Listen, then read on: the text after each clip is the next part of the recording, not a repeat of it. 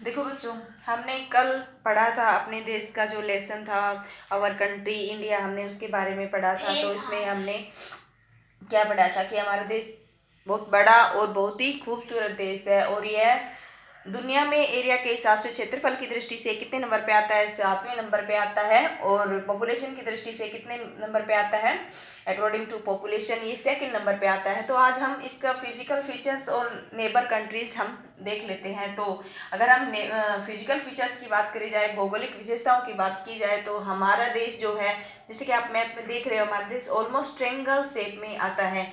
ये बॉटम और टॉप से नैरो है और सेंटर से ये वाइड है। तो ये ऑलमोस्ट नैरो शेप में है, जो 3 तरफ से वाटर बॉडीज से घिरा हुआ है।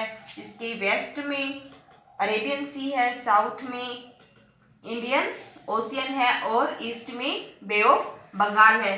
मतलब इसके पश्चिम में अरब सागर, दक्षिण में हिंद महासागर और पूर्व में क्या है? बंगाल की खाड़ी है। और ये किन किन देशों के साथ अपनी सीमाएं साझा करता है? तो ये है पूर्व में पश्चिम में अफगानिस्तान और पाकिस्तान के साथ अपनी सीमा साझा करता है, और उत्तर में नॉर्थ में चाइना, तिब्बत, नेपाल और भूटान के साथ अपनी सीमाएं साझा करता है। ईस्ट यानी कि पूर्व में ये बांग्लादेश और म्यांमार के साथ अपनी सीमाएं साझा करता है, और साउथ यानी कि दक्षिण में श्रीलंका और मालदीव के साथ हमारी अपनी सीमाएं साझा करता है। तो मतलब हमारे जो पड़ोसी देश हैं वो है पश्चिम में अफगानिस्तान और पाकिस्तान, उत्तर में चीन, तिब्बत, नेपाल और भूटान, पूर्व में बांग्लादेश और म्यांमार, और दक्षिण में श्रीलंका और मालदीव। इस प्रकार टोटल हमारे पड़ोसी देश कितने हैं? 9, जिनमें से 7 के साथ 7 देशों के साथ जो हम हैं वो लैंड बाउंड्री शेयर करते हैं, और 2 के साथ वो पानी में है, तो एक द्वीप में है।